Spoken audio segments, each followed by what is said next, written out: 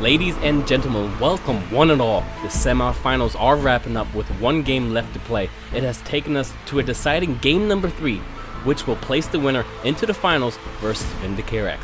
RTS Colt was able to put away game number 1 in a strong contest versus BHURIC. However, in game number 2, the more dominant force were the Orcs. Who will take the red carpet to the finals? 2 sketchies on standby to bring you the final game of the semifinals. Yes, indeed, game number 3 is on its way with both players, RTS and BHURIC, winning a game. It is time to see which faction is the superior one in this semifinal showdown. Will the Space Marines stun lock the Greenskins, or will the WA prevail above all? Well, the answer is just minutes away. Let's check out what elites and doctrines they have brought to the table in game number 3. Looking at RTS Colt down here at the bottom side, we do have Imperial Knight Paladin, which is, I think, a newer addition to what he's used to. Last time he did bring in Venerable Dreadnought. However, he switched it up with the Paladin, Jonah Orion, and Kill Team Iron Maw, the same exact doctrines that he has since the qualification rounds, not qualifications, quarterfinal rounds. Scout Strike, Improved Listening Post, and Destructor Devastation. On the other side of the map, the Orc player, BHURIC, same doctrines and elites, Storm Boys, Zap Noggin, and Beauty the Marconaut. Tons of bombs, healing scrap, and long-range rockets for the Killicons. Let's get this game going. Resume, hit the fog of war, and here we go. Let's check out the build orders these players are going to be bringing to game number 3. Looks like we have some Gretchens coming out. Another Gretchen, and 2 boys following that. Checking on the other side of the map, for RTS Colt, we are only building servitors right now. And 1 tactical marine inside of the drop pod. Thankfully, we can see the drop pods this game.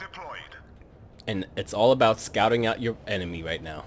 Putting out all the Gretchens, all the servitors. Here we do have a sketchy cap right now with the barracks being built near the resource point here in the middle of the map, which is very vital to be able to defend both lanes, because we do have a top lane and a middle lane. This is a map where the path splits down the middle. A Gretchen is capping up this right here, and no one's really thinking about getting onto the elite generator just yet. There are 2 on this map. Right now we are capping every resource point that is closest to the headquarters. We do have a boys hut coming out here, sketchy capping as well, and building the power generator. Both players are utilizing the headquarters, not headquarters, but production buildings near the resource nodes so they can defend them easier. RTS Colt does scout out the buildings being built by the Gretchens, trying to stun them up, but I think he's going to be able to build this no matter what, because it's not Scout Marines. They don't have any grenades. He's freely being able to build this, and hopefully, no, he's not going to be able to take it out because the servitor is around. He can scout out whoever is in stealth mode. I think the boys finally realizing what is happening in there, coming in to reinforce what RTS Colt has started. He does have some snipers in the back and Scout Marines right here. Gotta be careful with all these. Okay, excuse me. Gotta be careful with all these stun grenades and standards coming out. It's gonna push all these boys aside for a minute. However, the boys are staying inside the vicinity right here, not being able to activate the standard. Utilizing the servitors really well, stunning up the range DPS that the shooter boys are pulling out. Again, the snipers, scouts, and another scout unit is focusing down the boy squad that is up front in melee mode. He switched fire onto this. I think he would have been able to get this boy squad. And again, standard proc the shield. So BHURIC has to handle, technically speaking, 2 HP bars right now. He's able to take out the power generator. And utilizing the boys hut right here, BHURIC is reinforcing whatever he can. Utilizing the drop pod scrap right there to use the shooter boys to scrap for tons of bombs. Servitor gets stuck inside of the range of that, but makes it out just fine without any damage taken to the HP bar itself, because again, the standard proc the shields. Now this is a very dangerous situation for BHURIC to be in, because RTS Colt could essentially poke this down. We do have a WA tower built right above it. Seems like the boys are shouting Looks like BHURIC might want to engage here, but he needs to be careful with all these scouts. He already has several amount of them. And the sniper squad in the back, safely being able to poke down.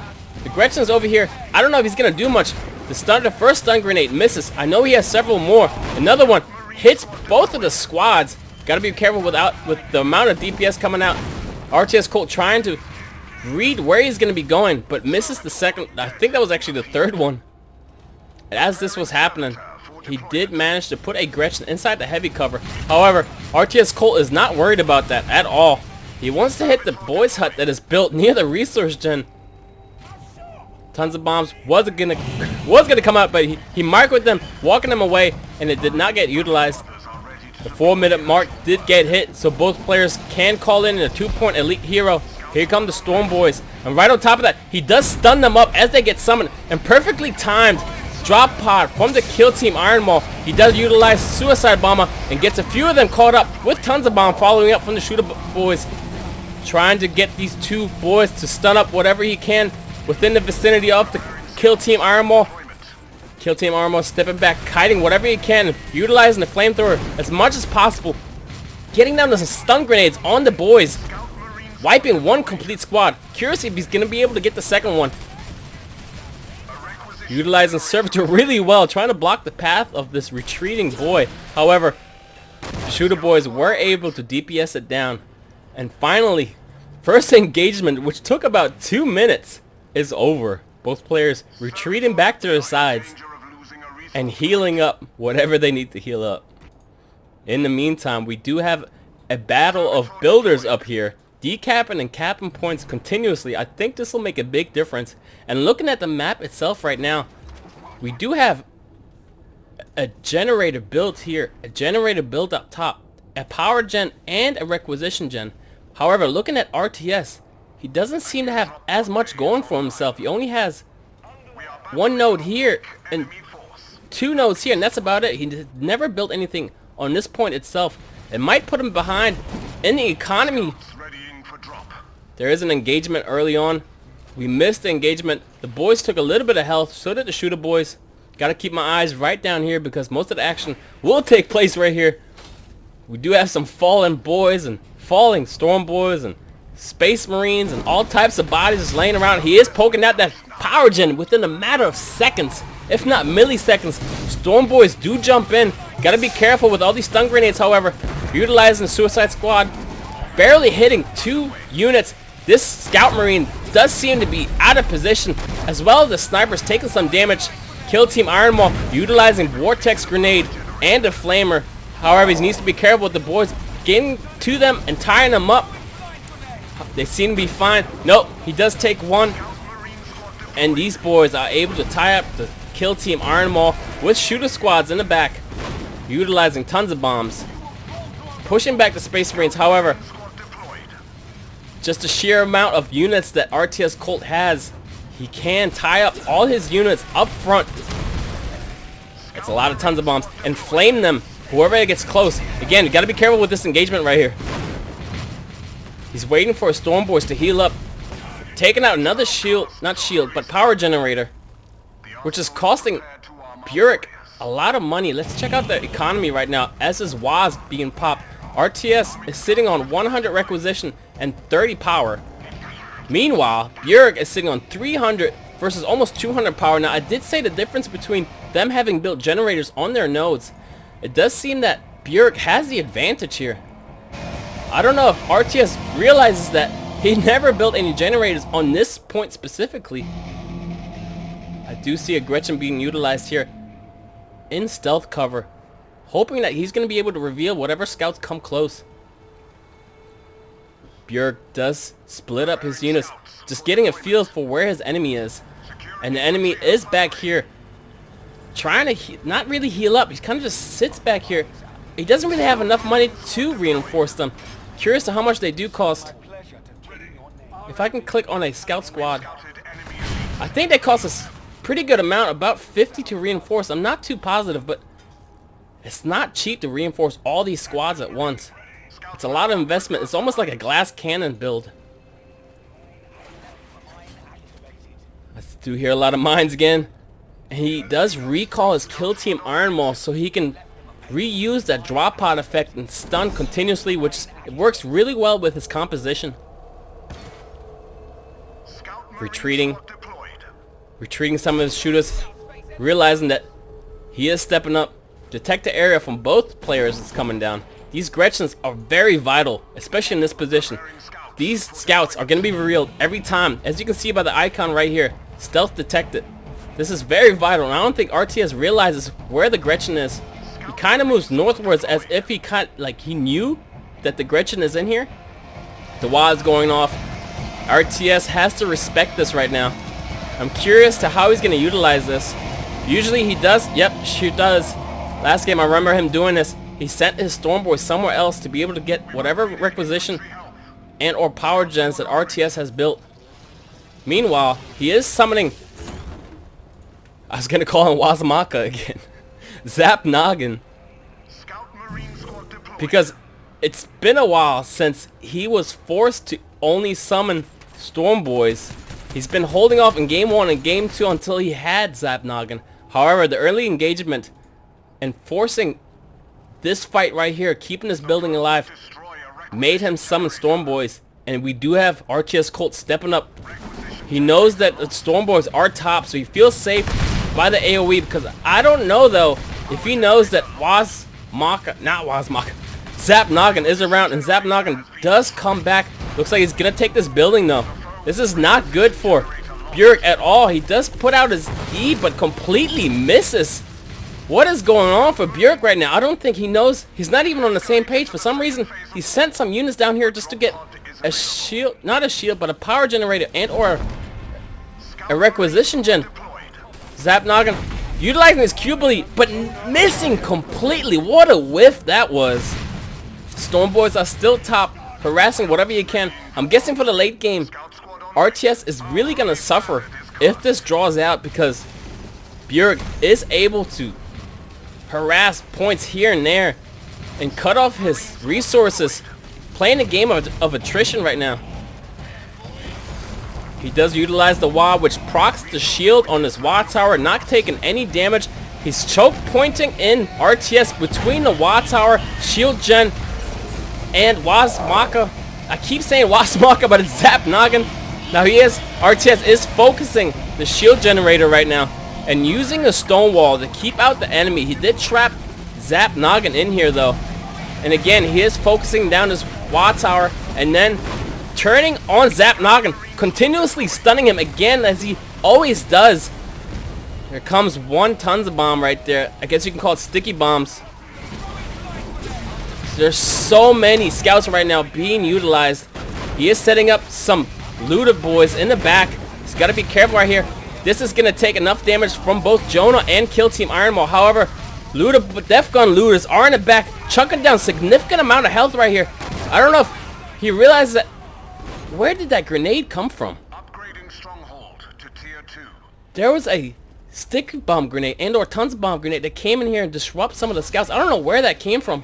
However, Def Gun looters a bit out of position now. They did good in a pair, but he had to pull one back to heal up and scrap up, utilizing healing scrap. He does have two right here. Checking whatever else he has. These are the two. He's building another one. The Killicon just came out of the mech shop. He is utilizing another wall right now. Where's the Stormboys? Finding the sniper right now, who's sitting on 50 health. But RTS is able to pull him out in heavy cover. We do have Def Gun looters right now. I don't know if these Stormboys are a bit out of position. Gotta be careful. Stun grenade comes down, completely misses though. Killicon utilizing long range rocket. Almost hits the sniper. I'm surprised that it didn't. I don't know how big the hitbox is, but it wasn't even close, I guess you could say. Even though it whiffed right by his eyebrow. That was really strange. Again, as mentioned earlier, we do have a builder fight up here. Continuously going back and forth. Not letting RTS Colt gain this point. And utilizing Gretchens to cut off his circulation of income. Again, he only has a requisition generator up here. And a requisition. Just now built a power gen. I wonder how this is going to turn out late game, because BHURIC is sitting on 2 up here, 2 down here. And this keeps getting harassed, so I don't know if the investment, the amount of money he's investing is hurting him. But looking at what he has right now, he does have a lot of float going on in his requisition right now. Finally builds several units right now, which brings it down again. And looking at RTS Colt, we do have a long-range rocket right now. Hitting the mine. I think he noticed it because he had Gretchens in here. Gretchens do reveal these because there are stealth. Both armies right now. Being that RTS Colt was able to get this first shield generator, he's going for the other one. I don't think either person knows where their army is until he showed up here, poking at this point right now. And it seems like BHURIC is calm and collected. He doesn't seem to be in a rush at all. He's bringing some of his units down here to get this point. Long range rockets coming out, good amount of damage, which makes RTS turn on here and have to get this point. Trade 1 shield generator for 2 shield generators is what both of their mission is right now. We have just a mine field going on right here, and Def Gun Looters totally wiping out whatever time he was trying to buy with this drop pod scout marine, surrounding this shield gen right now with everything that he has, and he's gonna get this for free. I saw something fly by. I don't know where it is. There it is. I see it on the mini-map.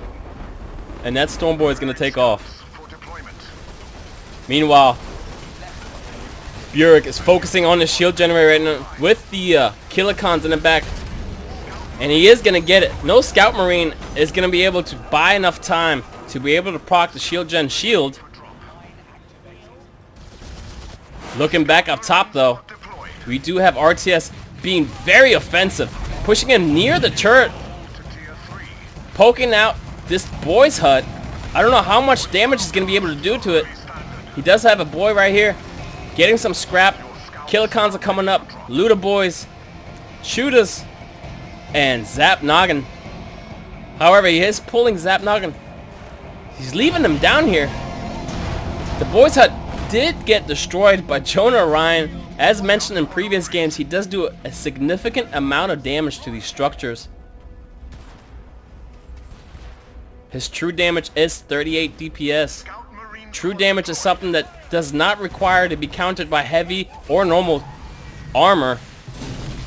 You gotta be careful with this engagement right now, because the stun grenades will come out, but he does get the Suicide Squad out just in time. Tried to blow up whatever units he had in the back, and Jonah Ryan barely makes it out with about 30 health. Long range rockets do come out, hitting some units here and there. And the shield is proc from the standard. Whoo! Both players doing really well. However, RTS is winning the early game, killing both shield generators. It's just a matter of being able to get in here. I think he needs to sit on some time until he has some predators, and that's what's hurting him. Not being able to get enough income to even go up to, I guess you can say, tier 2. I don't know which tier he is. Can I check this right here? I can't see which tier he is. That sucks. Hopefully we'll find out one way or another. Maybe it'll be announced, or maybe I already missed it.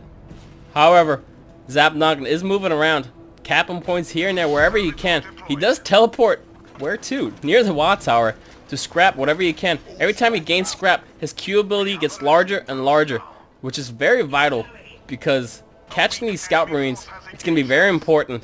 We learned that last game, one of the combos chunked down a lot of health right before the shield proc from the standard. I wonder if he's going to be able to do something like that again.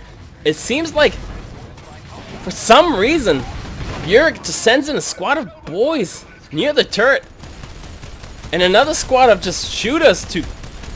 I don't know what he's doing. He's just letting them die here. RTS is confident enough to just back off of this. I think this might have been just a bait for RTS to go down there and check on it. He does, however, use kilocons to completely destroy Kill Team Iron Maw with the amount of DPS. They do true damage, and it's 460 right now. And I know you can improve that just with the polygons itself. Looking over here, if you were to get the vehicle damage upgrade, I think you can get them almost to 1,000. I think 600 is the next one. It's a lot of damage coming out. It's true damage. We do have an orbital drop coming down. I don't know where. I might have missed it. Zap Noggin utilizes Q ability to clean up some mines here. We do have Jonah Orion. Oh, here came. This is where the drop pod landed. It looked like whatever was in it got completely wiped from the Luda squad and or 2 Luda squads. He's trying to clean them up. I think they're gonna make it out. Oh, he stops moving with them. Micros them weirdly right there. And while that's happening, RTS Colt is focusing on the wrong thing. Killicons are able to completely destroy this barracks right here. And again, BHURIC seems to be the puppeteer in this game. He looked like he just sent these units down here to distract RTS Colt to be able to get this building down. The Y is being drawn out. I don't know where he's gonna go. He does have Storm Boys again, doing what they do best and harassing points here and there. I don't think, however, with this amount of health, with these mines going off, you lose the squad. If you lose his focus of this, the Y did pop off, and he manages to get it out. Looking back bottom, however, the DPS from the Killicons wipes Jonah Orion completely. Oh my god. The damage these guys do is incredible. Right now, it shows us on the hot key. There it is. 690. Looks like he upgraded. He did upgrade. I don't know which level he is on right there, but he did upgrade the damage source coming out of this unit. Another WAS being popped. Curious how RTS Colt is going to be able to stop the inevitable, which is a bunch of loud screaming green skins right now. He never used his orbital strike, which means he is at tier 3. Curious how he's going to utilize this. He utilizes Wazmaka's E to be able to chunk some of the health. However, RTS Colt is stun locking. Zap Noggin completely shreds his health with 1, 2, 3 and takes him out of the fight. I thought Killicons were able to do some damage to these Scout Marines. However, he's able to micro them out just in time. And here is Beauty the Morkanaut for BHURIC, being able to hold off what seems to be this elite generator over the course of time, building up enough elite points to the point where he has a superior amount, able to call in Beauty the Morkanaut. Gotta be careful with the Q ability right here, because it does a hell of a lot of damage, not only on impact, but over time. Looking at all these scouts drop health. Oh my god. Killicons utilizing their long range rocket ability, chucking every health, every unit that they see in their vicinity. We do have a scout, not a scout, but a scouting unit of shooters just kind of walking by the turret right here. Standard did come down to be able to heal up these units. And this is how RTS Colt is able to stay in the fights, not reinforcing everything and wasting money on reinforcements. He is utilizing the standard to be able to heal these units up. If you've noticed that, he is utilizing also 2 drop pods and immediately wiping whatever came out of there with the Killicons. He's got to be careful. Looks like I didn't even notice that Beauty the Morkanaut took out what was a Predator right here and recalled the Rocket Fist. RTS Colt being able to push back, but he doesn't have anything that can counter this heavy armor right here that the Killicons have. He's sitting on a superior amount of units, but BHURIC not far behind. I wonder how RTS Colt is going to be able to hold another wave of angry orcs rushing towards him. It seems like every time BHURIC is able to get the wah, he finishes off the fight very strong. We do have a set of boys again. Seems like he's utilizing them to distract. Killicons are setting up for the long-range rocket and completely wiping out whatever RTS Colt has built all game long. Look at all these dead bodies from the scouts. Oh my god. That might have been the game right there. But he does have a good amount of units still left. The majority of them are servitors. Beauty the Morkanaut stepping up. I don't think there's anything to be scared of right now. He did take out a lot of units. And it seems like the sheer amount of harassment on these points and RTS Colt not really buying anything. And look at this. We did have boys up here harassing whatever he did build. Again, long-range rockets. Seems to be the MVP of this game. And somehow, I guess Beauty the Morkanaut's fist, which is right here buried within the turret, took it out. Killicon's long-range rockets harassing at whatever predator is back here. Rocket Fist is still in there. He did hide whatever units he has left inside of the heavy cover. Finally called back the Rocket Fist. BHURIC not having any melee units right now. Oh, we do have the Paladin coming out. Is the Paladin enough to be able to turn this game around? I don't know. It is deep into the game. RTS Colt had a huge lead early on, taking out first shield gen, second shield gen, trading it for what BHURIC was when BHURIC was taking this. Again, look at this. Confident enough to build these listening posts and harassing every point that is open for him to take. I don't know where these mines came out from, the big tracks. Waz about to blow up, and this might do it. I don't know if RTS Colt has enough to be able to withstand this. Wah gets procced. Everybody, nearly everybody, yep, everybody does get affected. Paladin steps up. Nothing else is left but some predators right here. Beauty the Morkanaut might get surrounded by the Paladin. Paladin ability does not do enough damage to even tickle the Killicons right here. Killicons aren't even focusing on anything, just freely firing into the wild. Beauty the Morkanaut taking out all the predators that he can, or she can. I don't know if it's a he or she, but it's a huge robot. Popping the shield, and that's it. RTS Colt gives up game 3, giving the final seat versus Vindicare to BHURIC. Oh my god, that was a great game. I'll tell you, utilizing every ability the Orcs had for BHURIC was very vital. And it didn't come down to what was it, Wazmaka? Not Wazmaka, but Zap Noggin. It didn't come down to that. It came down to Beauty the Morkanaut and capturing every resource point, even the elite generator down below. It seemed like he had a very secure spot down there and built that and never got harassed. However, RTS Colt also never built any other shield, not shield, but requisition gen and power gens on his resource node that he did capture. He was more focused on the fight itself, trying to end it early, and it seemed like he was going down the right path, but never built any units that pushed him further, if you know what I mean. He was never able to engage into the turret. The turret range would have probably messed up the majority of his units, especially with all the WA that was popping off here and there, and the AoE ability that BHURIC had. Whew! I am exhausted. I'm actually sweating this time. God damn. Back to the studio. I'll see you guys at the finals. Peace. What an intense game that was. I don't know how RTS Colt managed to lose such an early lead, but BHURIC sticking to his guns, or should I say rockets, utilizing all the Orcs have to offer over and over again, pulling him into the finals versus Vindicare X. GG to both players, and I'm sorry RTS for taking the dive right there, but I hope you guys are enjoying the series so far and are ready for tomorrow's finals. Until then, Too Sketchy out.